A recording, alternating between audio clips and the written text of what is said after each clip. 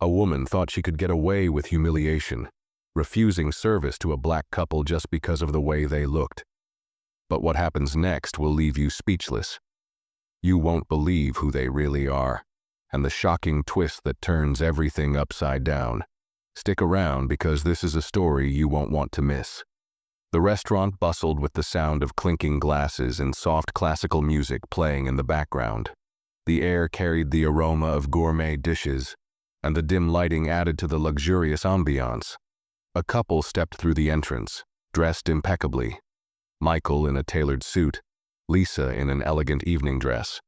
Their smiles were warm, but the moment they approached the host stand, they were met with an icy stare. Karen, the waitress stationed at the front, barely masked her distaste. She looked them up and down, her lips curling into a smirk. Folding her arms, she shifted her weight onto one leg, making no effort to greet them. Instead, she let out an exaggerated sigh, as if their presence alone was an inconvenience. "Can I help you?" she asked flatly, her tone void of any hospitality. Michael exchanged a glance with Lisa before responding. "Yes, a table for two, please." Karen's smirk widened. "Oh, I'm afraid we're completely booked for the night." She motioned vaguely to the restaurant, though it was clear that several tables remained empty. Lisa tilted her head, her brows raising slightly. "That's strange. We checked online, and reservations were still available." Karen let out a light chuckle, feigning sympathy.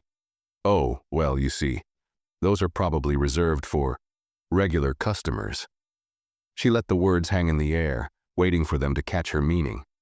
Her eyes flickered to another couple, white, well-dressed, just stepping inside. Without hesitation, she turned her attention to them, her demeanor changing instantly. "Good evening, folks," she greeted, her voice now dripping with warmth. "Right this way, your table is ready."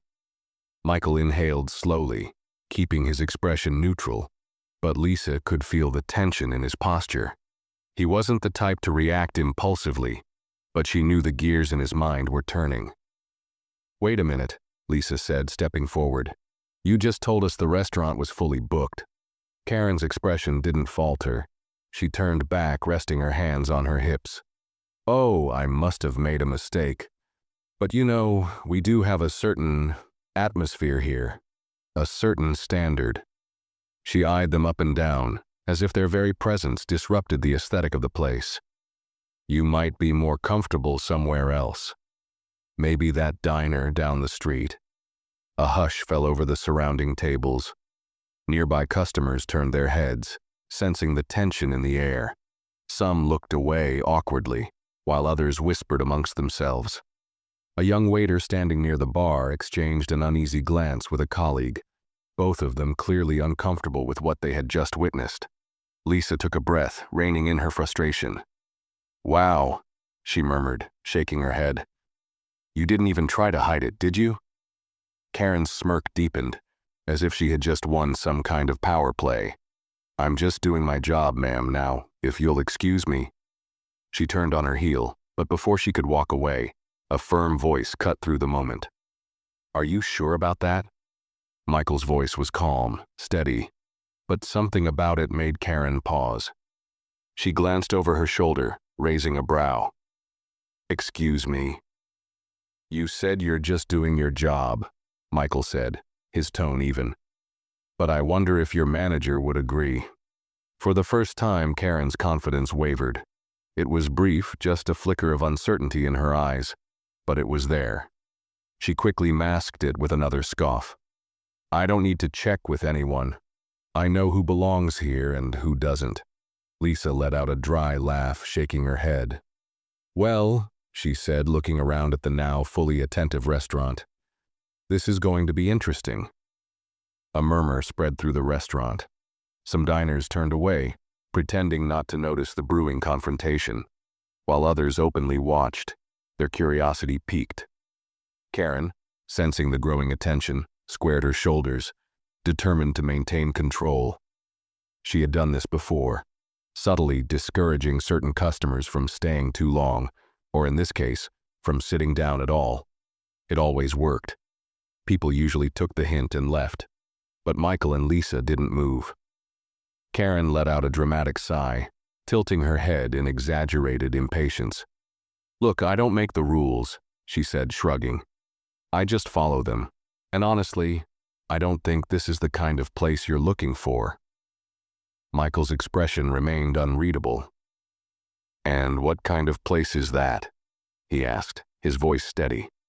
Karen rolled her eyes, then dropped her voice into a condescending whisper, as if she was doing them a favor. "It's not exactly affordable."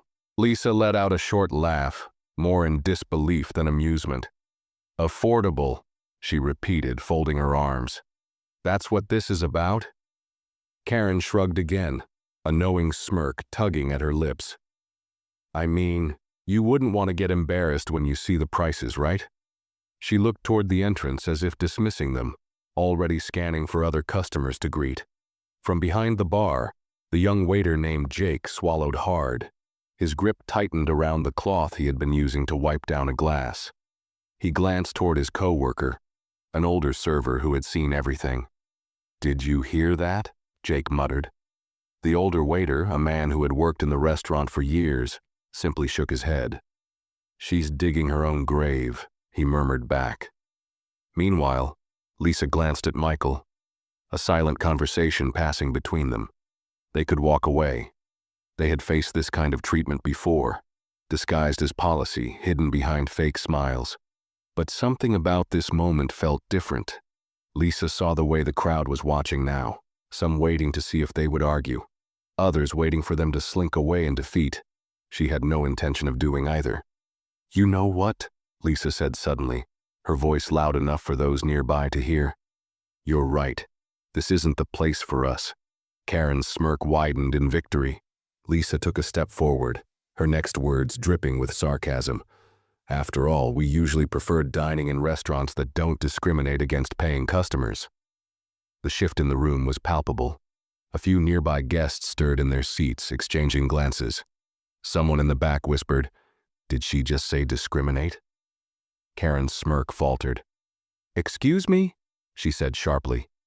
Michael's voice was calm but firm. "We've been turned away before, Karen. We know exactly what this is. You don't have to say it outright." Karen scoffed, shaking her head. "Oh, please. Don't pull that card with me."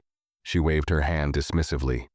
"If you want to eat here so badly, maybe prove you can afford it first. Then we'll talk." The gasps came immediately. A few people nearby audibly sucked in their breaths. One man at a table whispered, "Oh, she's really gonna regret that." Michael didn't blink. He reached into his jacket pocket and pulled out his sleek black credit card, placing it on the host stand between them. The matte surface gleamed under the restaurant lights, a subtle but unmistakable symbol of wealth. "How about this?" Michael said smoothly. "You can go ahead and check the balance if you're that concerned."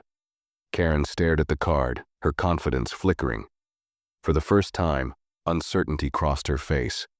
The laughter from a nearby table stung her ears, and she realized she had just walked into a situation she couldn't control. Lisa leaned in slightly, her voice soft but sharp.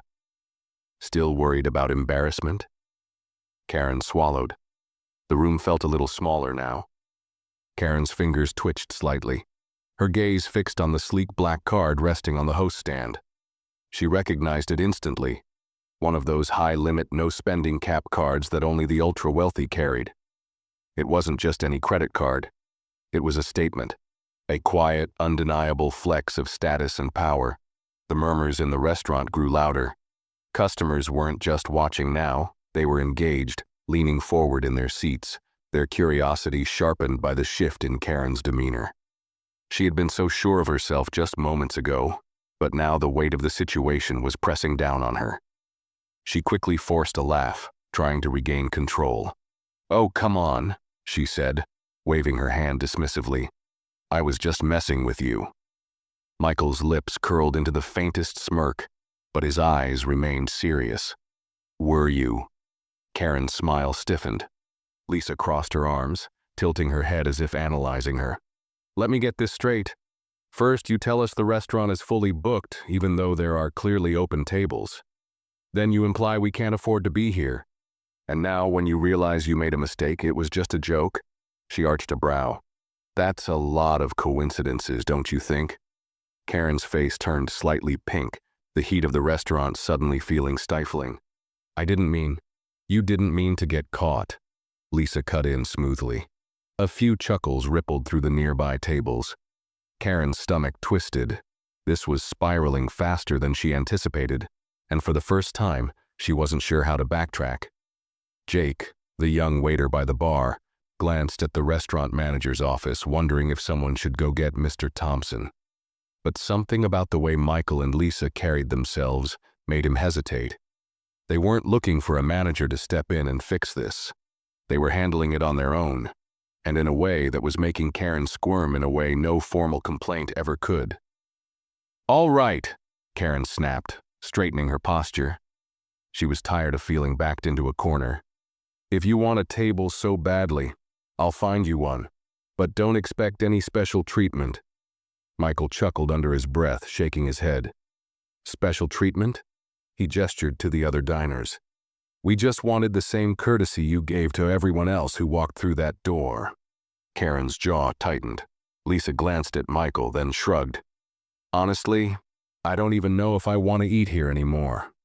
Karen's relief was immediate, like she had just been given an escape route. "Well, there are plenty of other places that—" "But," Lisa interrupted, smiling, "I'm kind of curious to see how this plays out." Karen's relief vanished as quickly as it had come. Michael slid the black card back into his wallet. "You know what?" he said casually.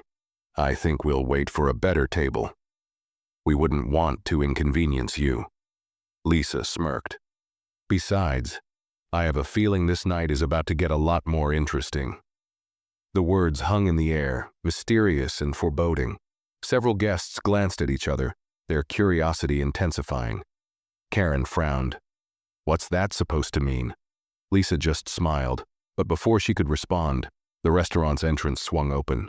A hush spread through the room. Standing in the doorway was Mr. Thompson, the restaurant manager, his sharp eyes scanning the space before they landed on Michael and Lisa. The moment recognition hit, his entire demeanor changed. His face paled. His posture straightened.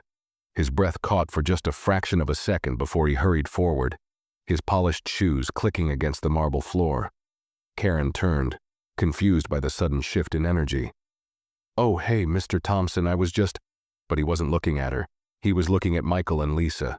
And when he finally spoke, his voice was tight, nervous, and unmistakably filled with regret. "Mr. Carter," he breathed. "Mrs. Carter, I had no idea you were coming tonight." Karen's stomach dropped. The restaurant fell silent. Every pair of eyes locked onto her as she stood frozen in place, her face draining of color. Michael simply smiled. "Is that so?" he said, his tone light but laced with something unreadable. Lisa leaned in slightly, her voice just above a whisper.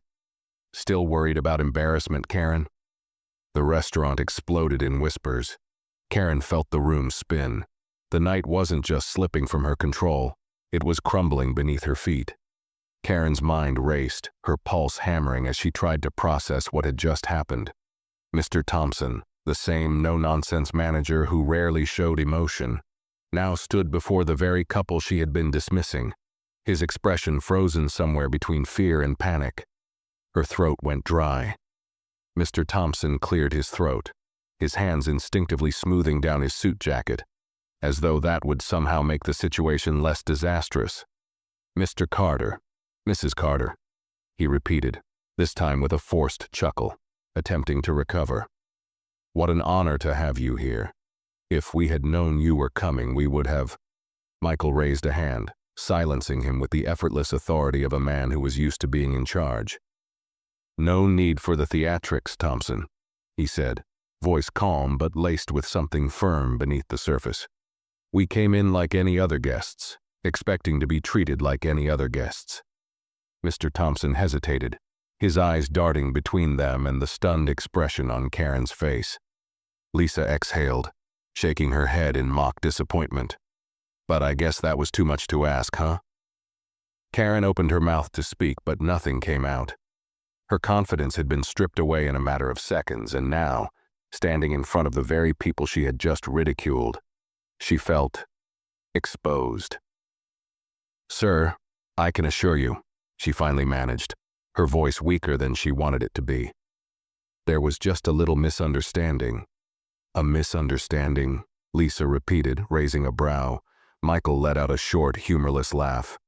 "Tell me, Karen, what exactly was misunderstood? The part where you told us the restaurant was fully booked? The part where you said we couldn't afford it? Or the part where you tried to turn us away while seating other guests?" Karen's face burned under the weight of the stares around her. She could feel the restaurant patrons watching, their eyes shifting between her and the powerful couple she had just insulted. The weight of judgment was suffocating. I didn't know," she blurted out, reaching for anything to justify herself.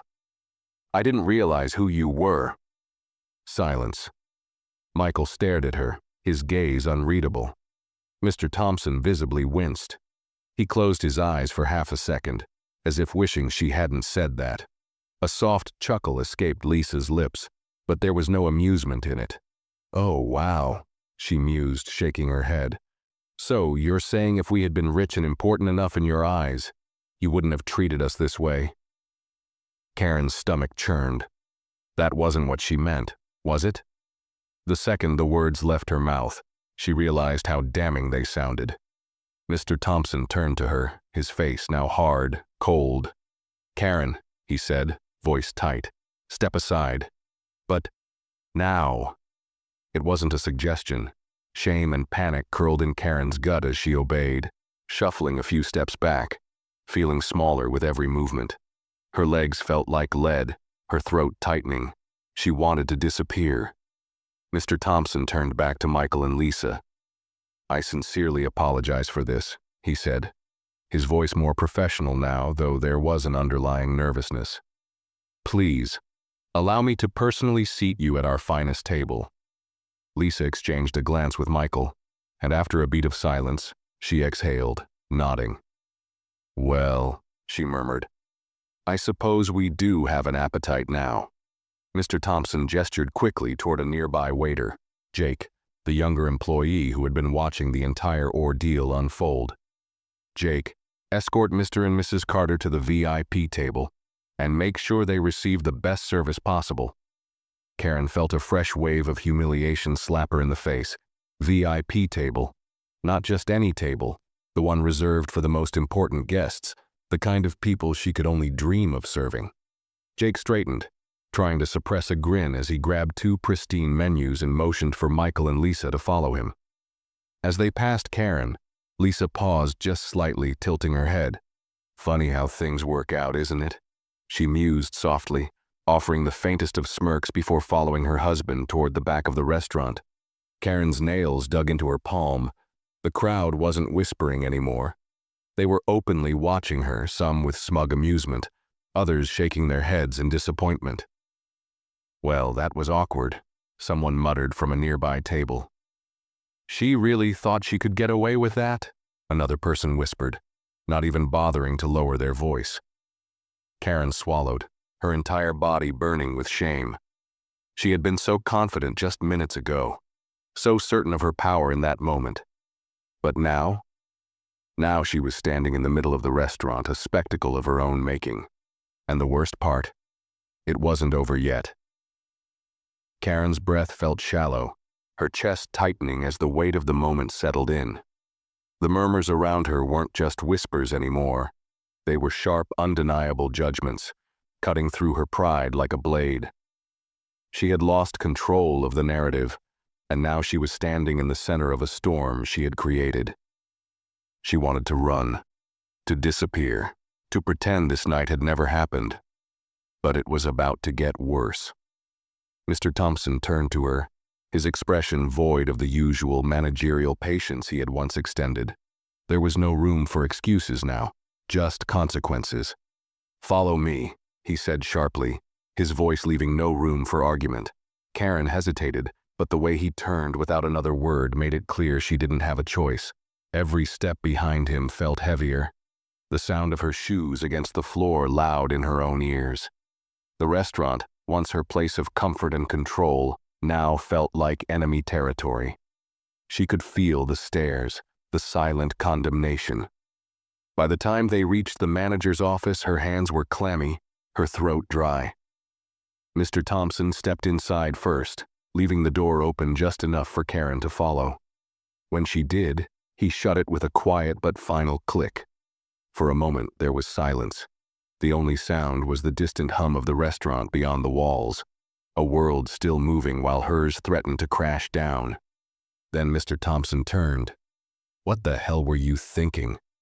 His voice was low, controlled, but the anger in it was undeniable. Karen's mouth opened, but no words came out. "You had one job, Karen," he continued, his hands pressing against the desk as he leaned forward. "One job. And you managed to humiliate two of the most important people to ever walk into this restaurant." Karen swallowed.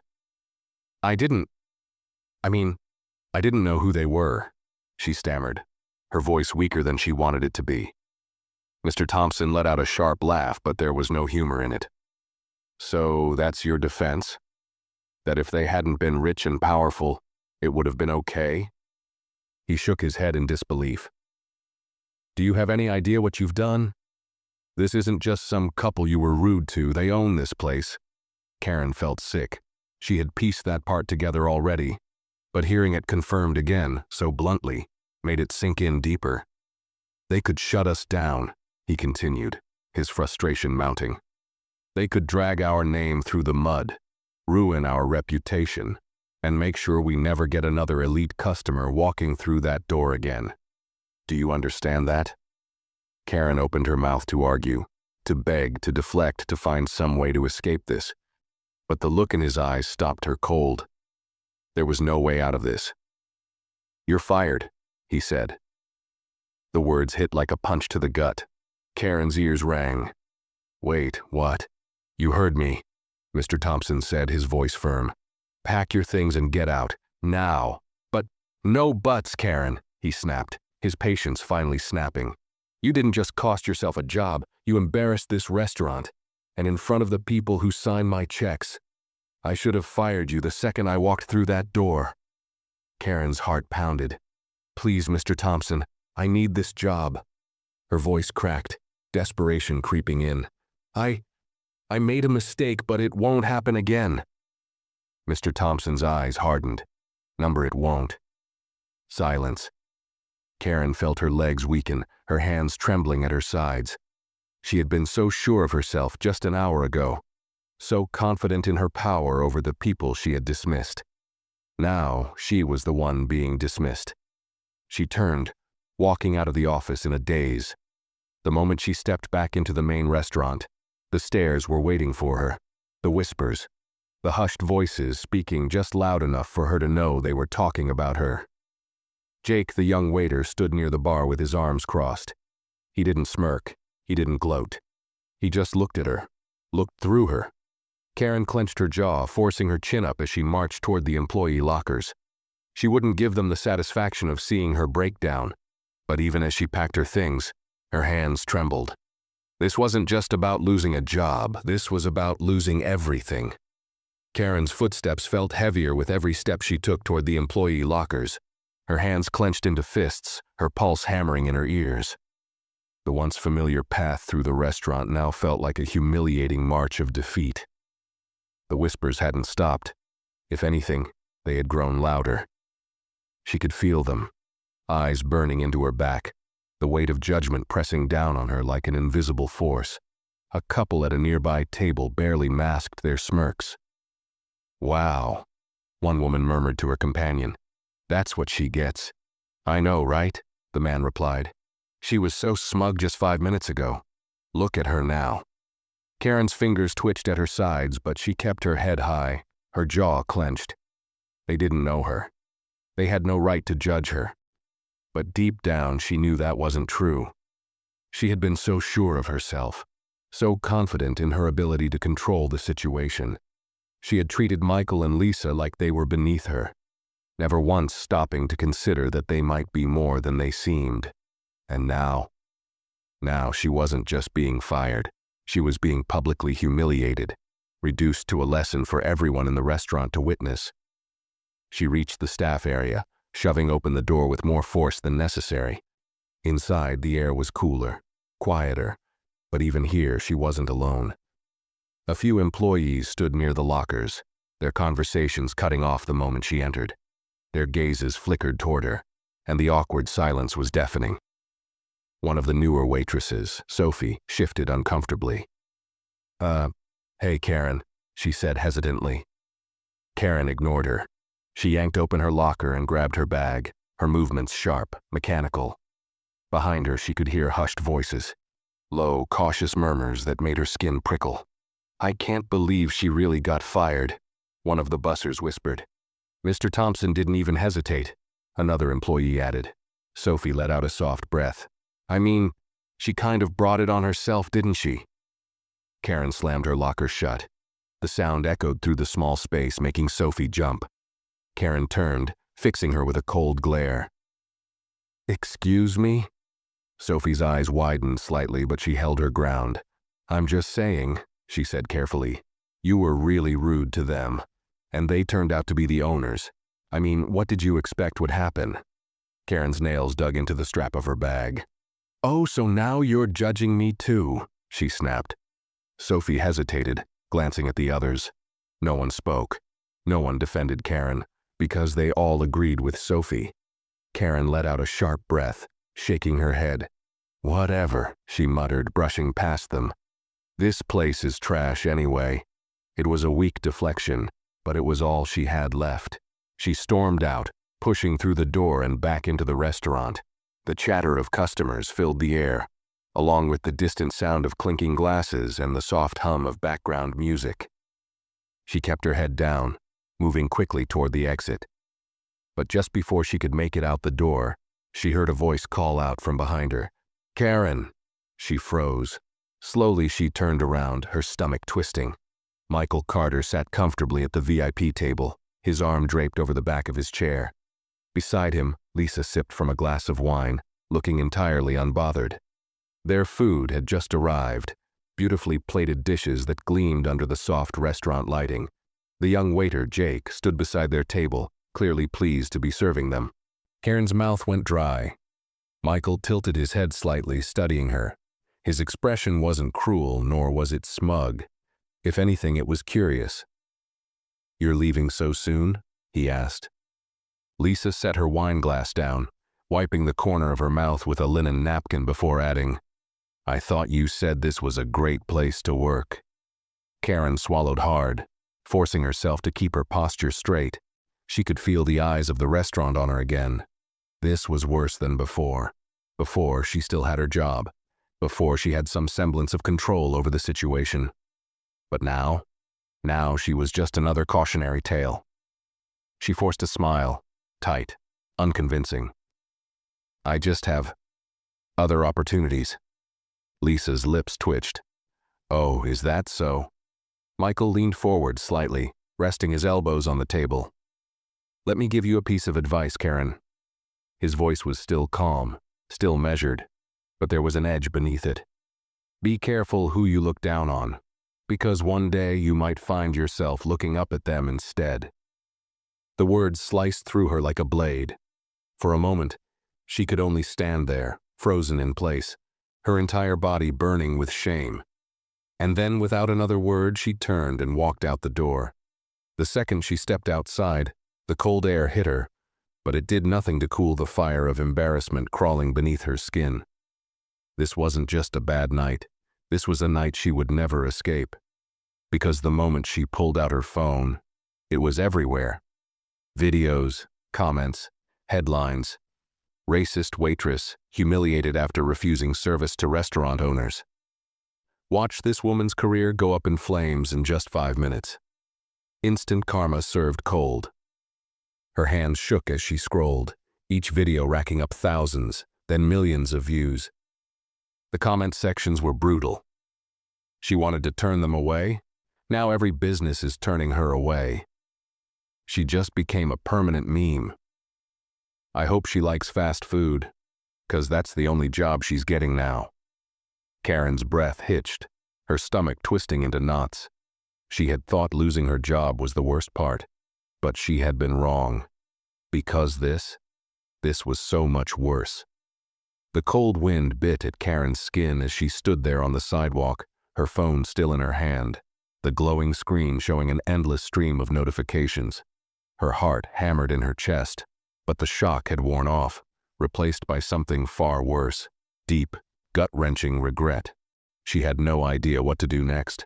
Her mind raced through the sequence of events, trying to grasp at any thread of logic that might explain how she had let it all fall apart so quickly. But the more she thought about it, the worse it seemed. She had humiliated herself, publicly, thoroughly, and completely. The barrage of online comments kept flooding in, each one more cutting than the last. Some were clever, others venomous. A few were downright cruel. She could feel the sting of them even as she read each new message. It wasn't just that she'd made a mistake, it was that everyone was now witnessing it. She thought she was better than everyone. Karma came quick, didn't it? Her career just went up in flames. The comments were everywhere, on TikTok, Instagram, Twitter. Even local news outlets had picked up the story, and the headlines were brutal. She could almost hear the mocking tone behind every word. She had made the mistake of thinking her position as a waitress in a high-end restaurant gave her power, gave her control. But now she realized just how wrong she was. The world had a way of knocking people like her down, humbling them in the most public and excruciating ways possible. "Just get over it," she muttered to herself, trying to push through the humiliation. "It's done. It's over. Move on." But even as she said the words, they felt hollow. The reality of the situation kept crashing in, wave after wave, drowning her in a sea of shame. She pulled her coat tighter around her body, staring at the ground as she walked. Her phone buzzed again, and she couldn't help herself. She checked it. This time, it was a new video. A clip from earlier that night. Her refusal to serve Michael and Lisa, her condescending tone, the way she had dismissed them with a smile that now seemed like a mask for her own insecurities.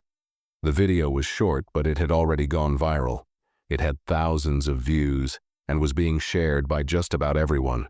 It was the same footage she had already seen, but this time, there was something different about it.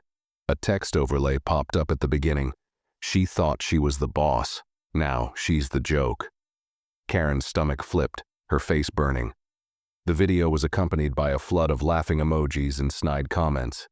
It was all too much. She didn't know how to escape it. There was nowhere to hide. She couldn't outrun the shame that clung to her like a second skin. What would she do now? She had no job, no dignity, no escape. Her mind briefly flashed to the image of Michael and Lisa sitting at the VIP table. Their smiles smug but calm. Their complete control over the situation undeniable.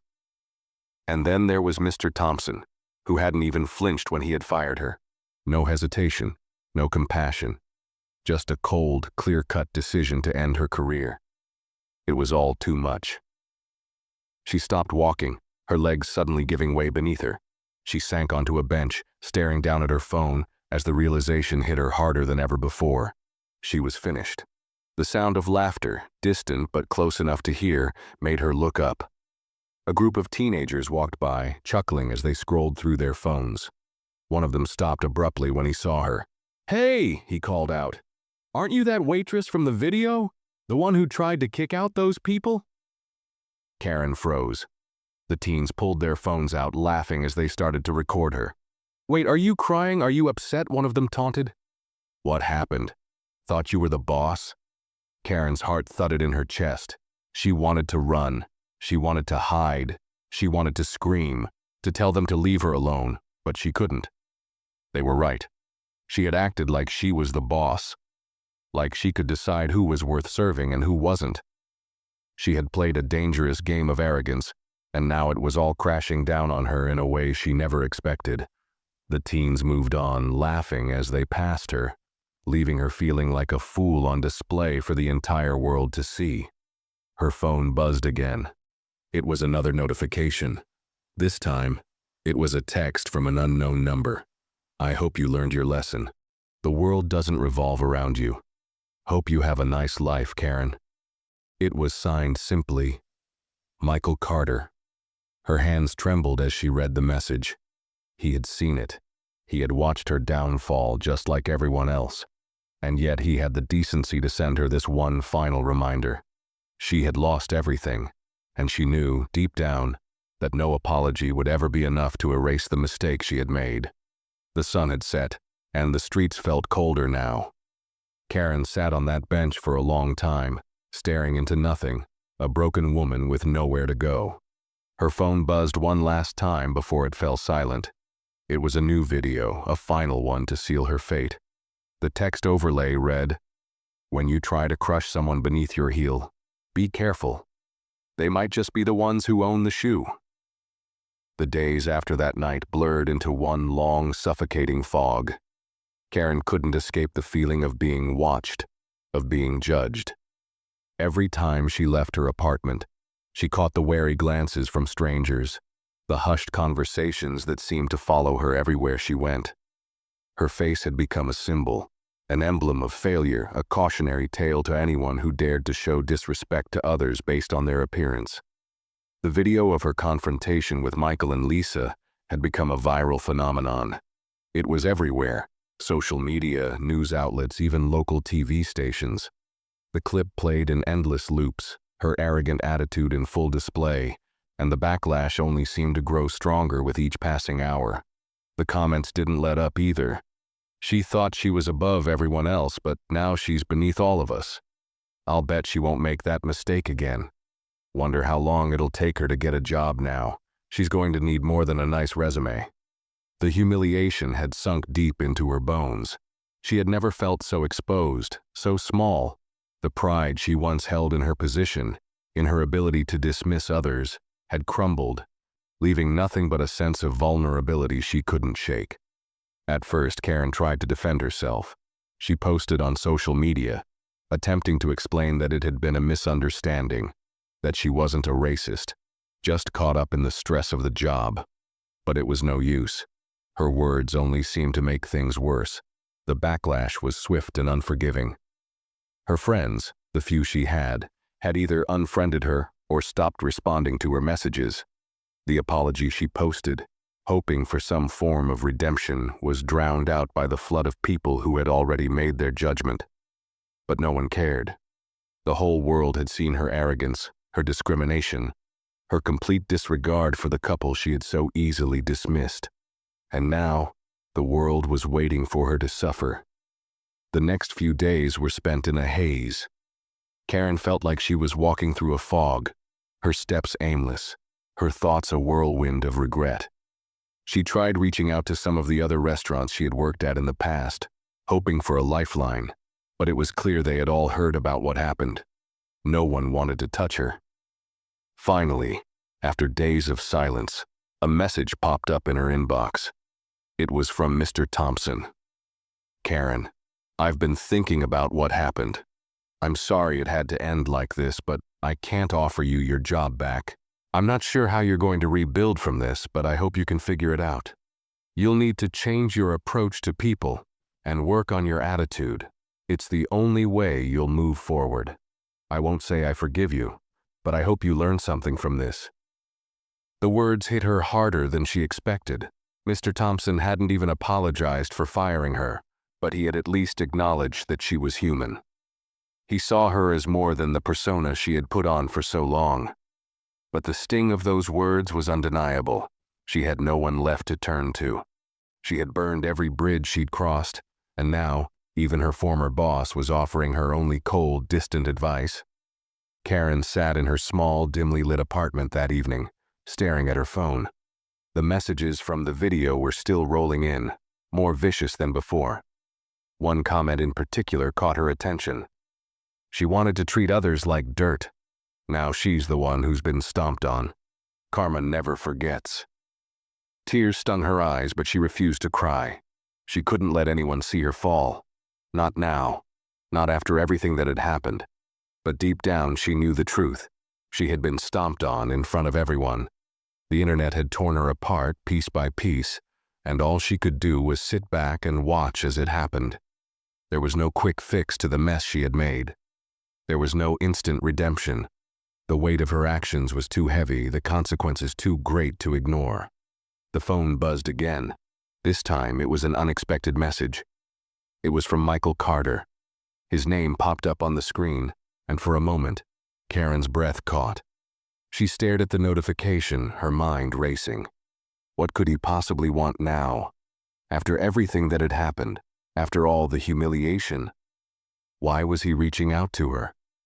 With trembling hands, Karen opened the message.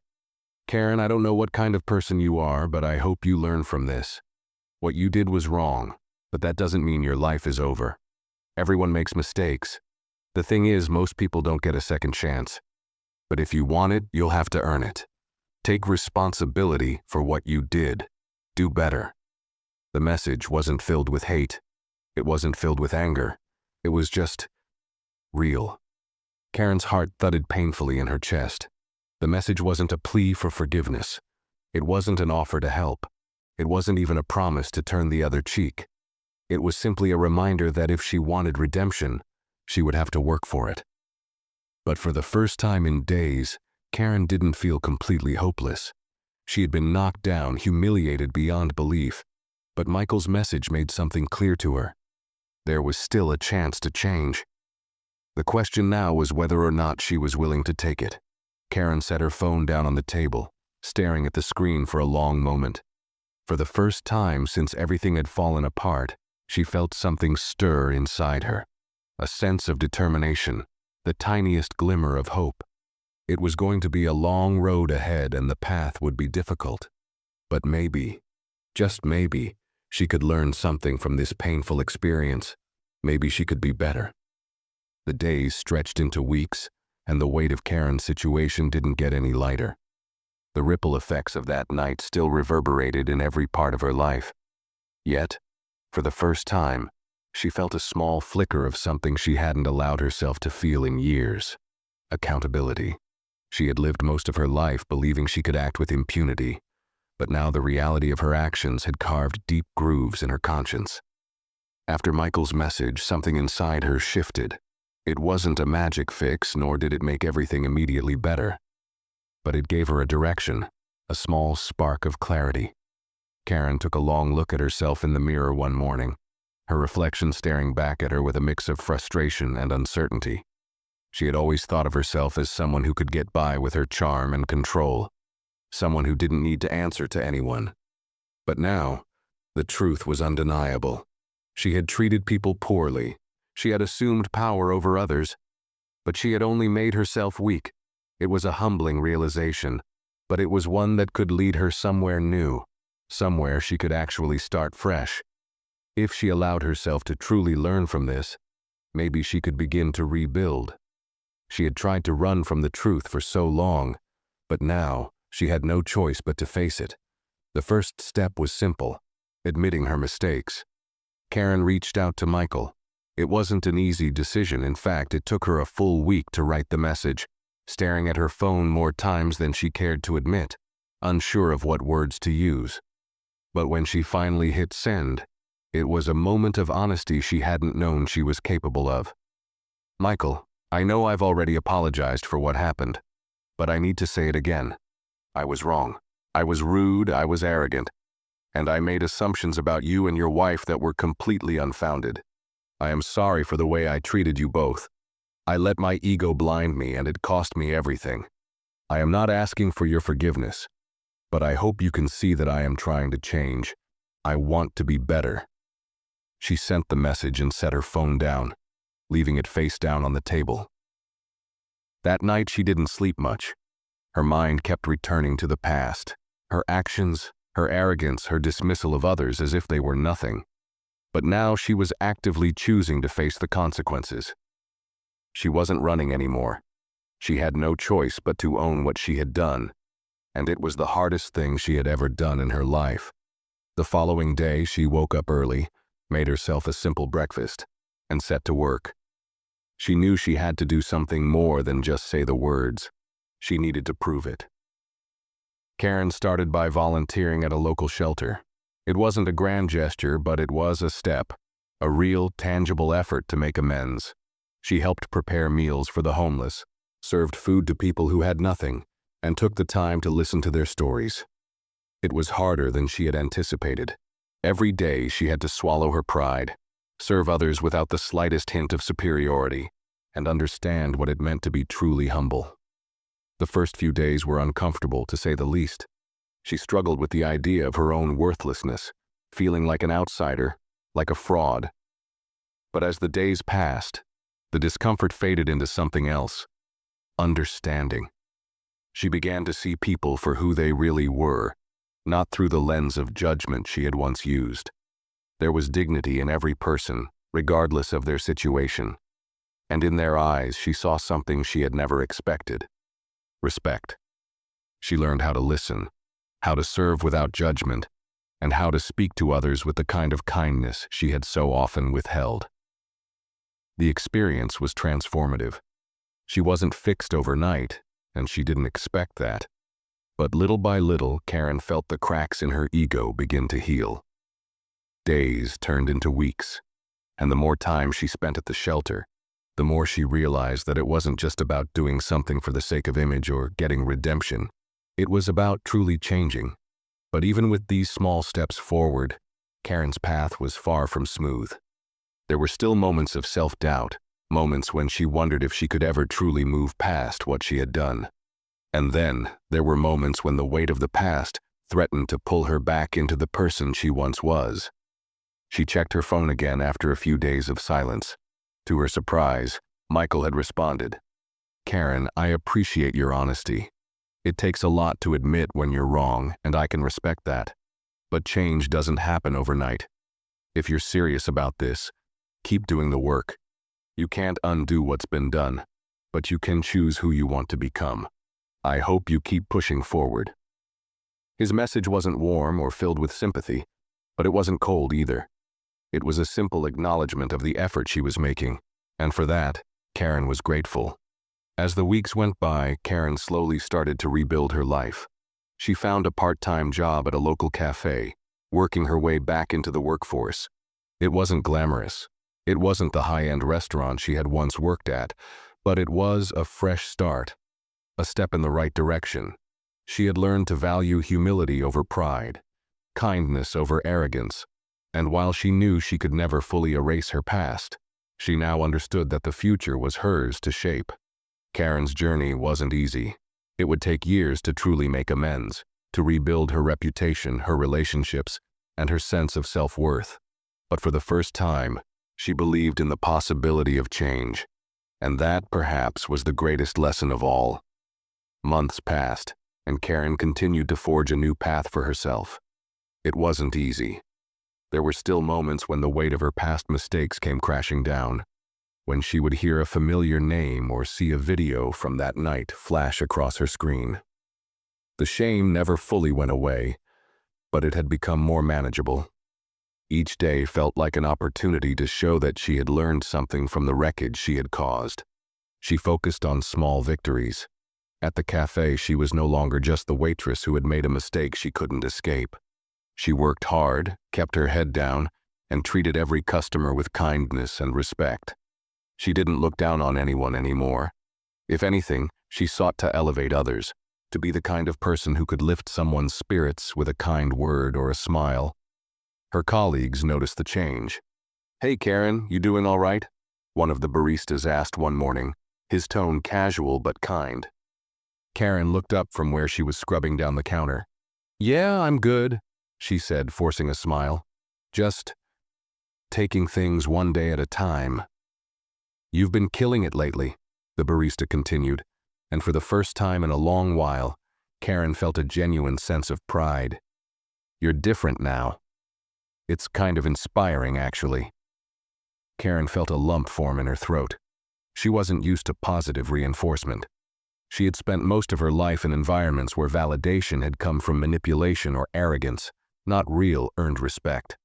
But here, at the cafe, among these people who barely knew her past, she was starting to feel something she had never really experienced before: acceptance. The people around her didn't see the Karen who had turned away a couple just because of their appearance, or assumed she was better than them. They didn't know the name attached to the viral video. They just saw her as Karen, the woman who worked hard, was kind, and had changed. At the end of one particularly long shift, the cafe manager, Lily, approached Karen as she was gathering her things to head home. "You've been amazing," Lily said, her voice warm. "I wanted to ask if you'd be interested in a full-time position here. We could really use someone like you." Karen froze, her heart racing. This was a far cry from the high-end restaurants she had once worked in. This wasn't the same kind of power or prestige, but it was something she had never truly valued before. A second chance. I'd love that," Karen said, her voice catching in her throat. Lily smiled. "Great. I'll get the paperwork ready." As Karen walked out of the cafe that evening, the cool air felt different against her skin. There was still a long road ahead. She knew that. But in that moment, the weight of everything that had happened felt a little lighter. She was moving forward. She was rebuilding. And then, as if on cue, her phone buzzed.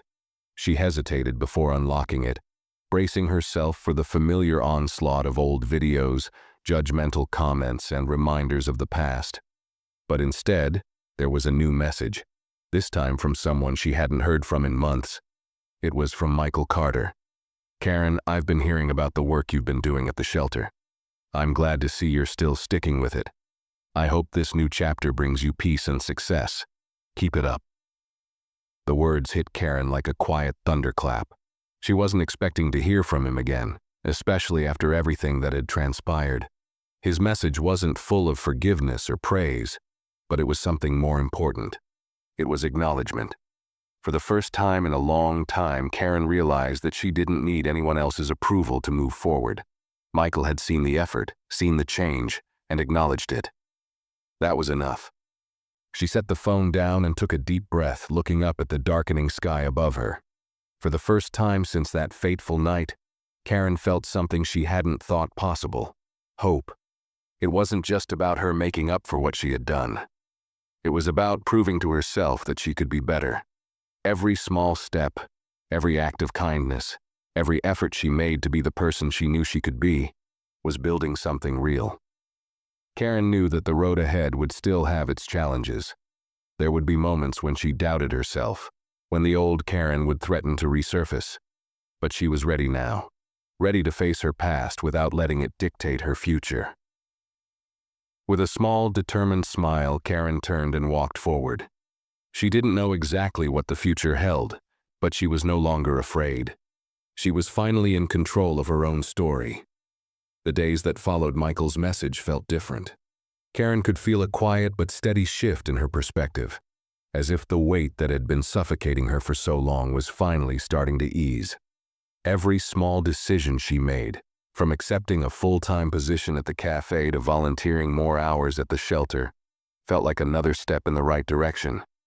It wasn't glamorous, it wasn't going to make headlines, but it was real, and it was her effort to finally live up to the person she wanted to become.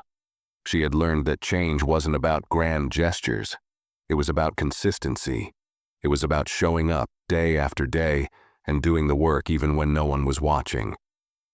Her mornings now started early. She woke up before the sun had fully risen, the quiet of the early hours allowing her to center herself before the day began. At the cafe, she wasn't just the waitress anymore. She was part of the team. The manager trusted her with more responsibilities, and she carried them out with the kind of precision and attention to detail she had once taken for granted in her old, higher-paying jobs. It felt good. It felt right. But there were still moments when her past threatened to haunt her.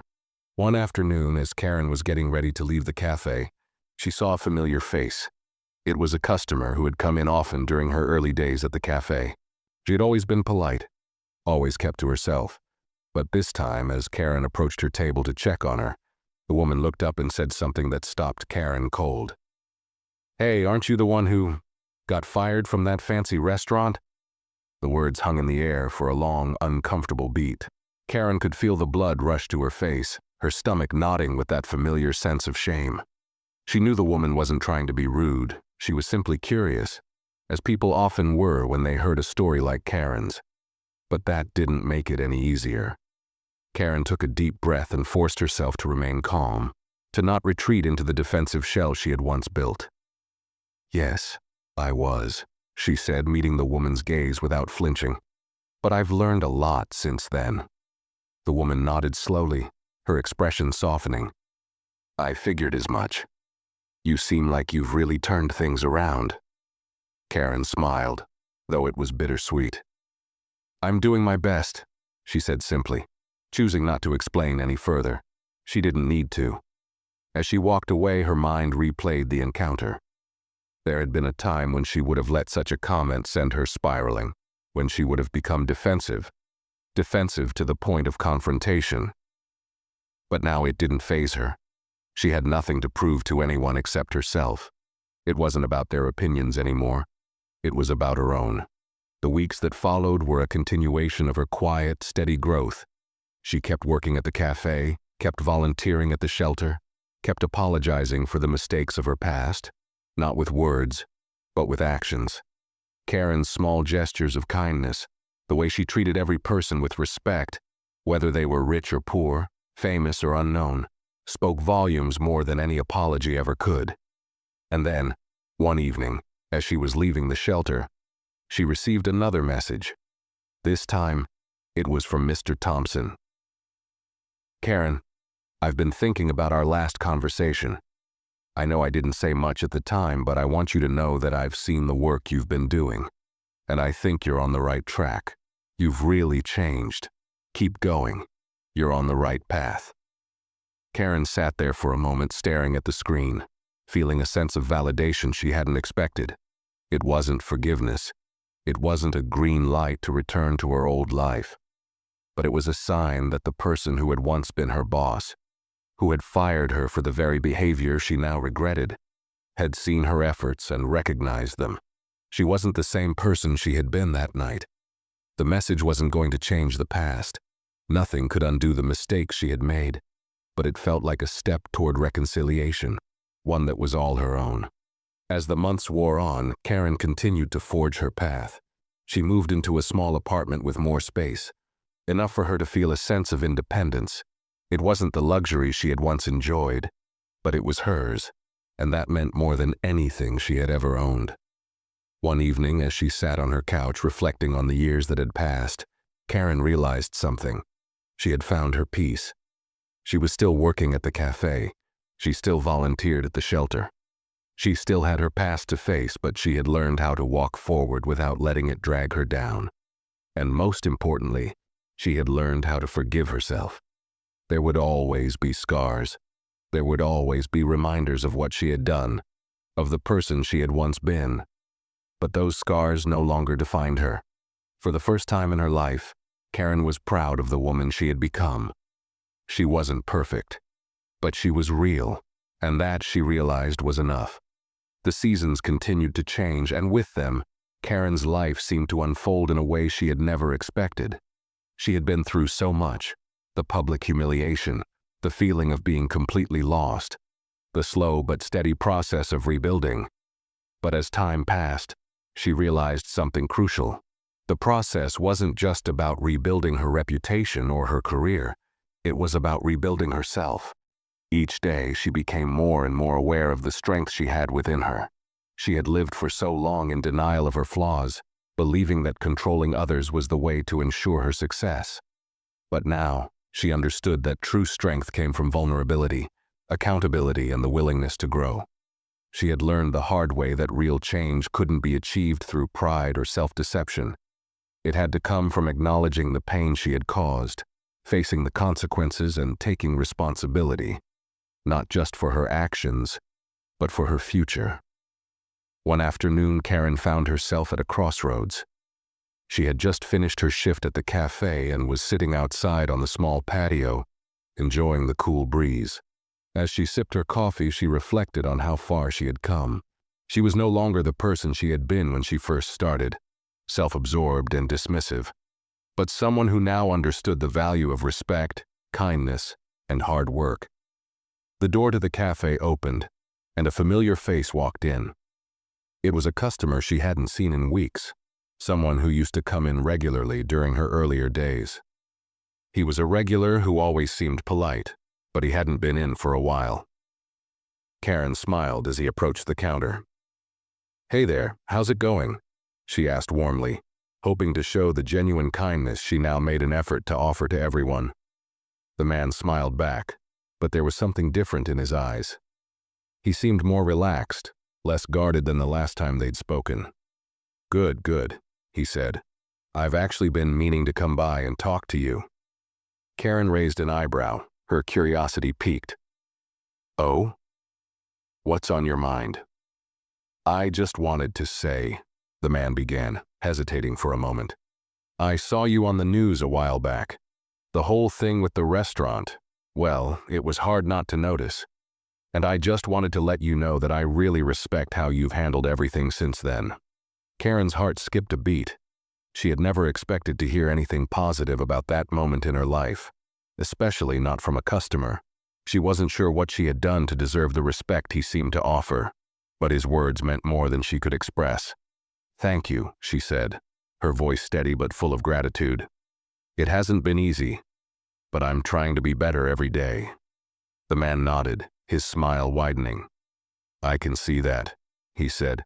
"You've really turned things around. It's inspiring to see someone own up to their mistakes and not run from them." Karen smiled, feeling a small warmth in her chest. It wasn't about fixing the past. It was about making sure the future was different. That was the real victory. As the man left, Karen felt a weight lift from her shoulders. She hadn't been looking for validation, but in that moment, it felt like the universe had given her a small token of acknowledgement for all the hard work she had put into changing. The next few weeks were filled with more moments like this. Small acts of kindness, people offering a word of encouragement, and a sense of growing peace that wrapped around her like a protective shield. Karen continued her work at the cafe, her role evolving over time as she gained more trust and responsibility. She became known not just for her work ethic, but for her ability to listen, to connect with customers, and to treat everyone with the respect they deserved. It wasn't always easy, but it felt right. One evening, as Karen was closing up the cafe, she took a moment to look around the small, humble space that had become her second home. It wasn't the luxury she had once craved, nor was it the life she had once imagined for herself, but it was hers. She had earned this peace, this stability, and for the first time in years, Karen could say she felt content. The future was still uncertain. She didn't know what would come next, if she would ever achieve the level of success she had once dreamt of, if she would ever be able to fully make amends with everyone she had hurt. But she no longer felt the need to chase an image of success. What she had now, a sense of purpose, the ability to be kind and humble, and the knowledge that she was better than she used to be, was enough. And as she stepped out of the cafe into the cool night air, Karen felt a deep, quiet peace settle within her. She didn't need to prove anything to anyone anymore. She had proved enough to herself. For the first time in her life, Karen was truly free. A year had passed since the turning point. In many ways, Karen had become a different person. Her life was no longer defined by the mistakes she had made or by the persona of arrogance and control she once tried to project. Instead, she had slowly but surely built a new foundation, one rooted in humility, empathy, and the understanding that true success wasn't measured by wealth or status, but by the kind of person you chose to be. It was a quiet morning when Karen received a phone call that would change everything. The cafe had become her second home, the community there a family. She had found contentment in the simple rhythm of her life, waking up early, working with people who respected her, volunteering at the shelter, and slowly but steadily rebuilding her own sense of dignity. But this call was different. "Hello?" she answered, not recognizing the number. "Hi, is this Karen?" The voice on the other end was unfamiliar but friendly. "Yes, speaking. Who's this?" "This is Mia from the downtown restaurant. We're opening a new branch and we're looking for someone to head up our front of house team. We've heard great things about you and your work, and I wanted to know if you'd be interested in an interview." Karen froze. For a moment, the world around her seemed to pause. She had heard about this new restaurant, It was part of a chain that had built a reputation for excellence. They catered to a wealthy clientele, people who demanded the best. She had once dreamed of being part of this world, of sitting at the table with the elite. But now it felt different. I'm honored that you called," Karen said, her heart racing. "But I have to ask, how did you hear about me?" "We've been following your work at the cafe. The way you handle things, your approach to customer service, it's exactly what we need. We like the way you've turned things around, and we believe you're someone who understands what true hospitality is about." Karen's breath caught in her throat. The words felt surreal. She had spent so much time trying to prove to herself that she was worthy of something better, and now here was a chance, an opportunity she never would have imagined would come her way. "I appreciate it, really, but are you sure? I mean, I don't have the kind of experience you might be looking for." "You've been working in the service industry long enough to know what it takes. It's not about the title or the experience. It's about the heart. We're looking for someone who understands the value of respect and integrity, and we think you're that person." Karen's mind swirled. The past year had been about finding peace in simplicity, in small victories. She had embraced a life that didn't need to be about impressing others or climbing a social ladder. But this was different. It wasn't just about her anymore. It was about everything she had learned, everything she had worked for. "All right," she said after a long pause, her voice steady but filled with a quiet determination. "I'd love to come in for an interview." The conversation ended, and Karen sat there for a moment, absorbing what had just happened. She could feel the shift in the air. She wasn't the same woman who had once craved validation through power and status. She wasn't the woman who had tried to tear others down to elevate herself. But she had learned something over the past year. She was worthy of an opportunity, and she was ready to take it. When the day of the interview came, Karen felt a mix of excitement and nerves. She put on her best outfit, not because she wanted to impress anyone, but because she had learned to dress for the person she was becoming. As she walked into the sleek modern building, she felt the echoes of her old self wanting to creep in, but she shut them down. She didn't need to prove anything to anyone. She just needed to be herself. The interview went smoothly. The manager, Mia, was kind and professional, and Karen answered each question with honesty. She talked about her time at the cafe, the lessons she had learned, and how her perspective on service had shifted over the past year. She didn't shy away from her past mistakes. She spoke about them openly, showing how far she had come. By the end of the interview, Mia smiled. "We'll be in touch," she said. "Thank you for coming in today, Karen.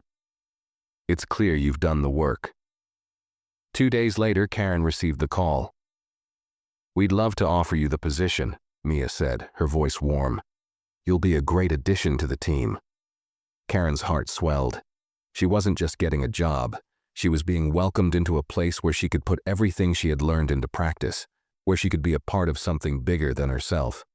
It wasn't just about the title or the status. It was about the people she would meet, the opportunity to show respect, to serve others, and to lead with kindness. It was about becoming the person she had always wanted to be, someone who didn't need to tear others down to rise. As Karen walked out of the restaurant that day, a sense of peace washed over her. She wasn't chasing the life she had once dreamed of. She was living the life she had built, a life based on authenticity, humility, and the quiet power of growth. The future was still uncertain, but for the first time, Karen didn't feel afraid. She was ready. Her journey wasn't defined by her past anymore. It was defined by who she had become, someone who understood that success wasn't about what you had, but about the person you chose to be. And with that, Karen knew she was finally free. Karen's journey from arrogance to humility, from failure to redemption, was never easy, but it taught her the most valuable lesson of all. True strength lies in vulnerability and growth. She had spent years chasing the wrong things, only to find that real fulfillment came from kindness, accountability, and the courage to change. Through humility, she found peace, and by embracing her flaws, she discovered her true potential. If you've been inspired by Karen's story of transformation, don't forget to subscribe for more stories of personal growth. Drop a comment below.